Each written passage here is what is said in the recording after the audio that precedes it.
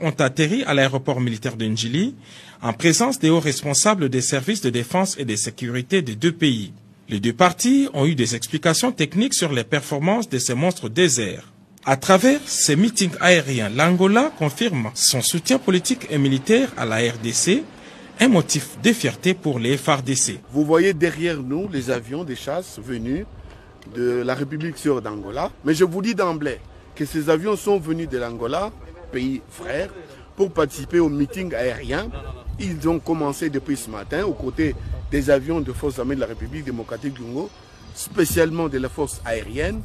Ils vont faire le meeting, ils ont déjà fait 3 tours à côté de l'hélicoptère de reconnaissance qui a atterri depuis le matin, mais également avec l'Antonov 72 qui avait amené auparavant une importante délégation.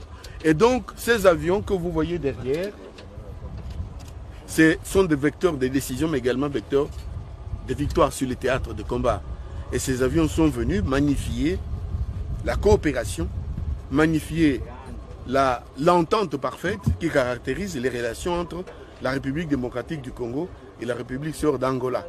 Évidemment, elle découle de la volonté politique exprimée par les chefs d'État des deux pays, en l'occurrence le président de la République, Félix Antoine Tshilombo, mais également le président de la République angolaise.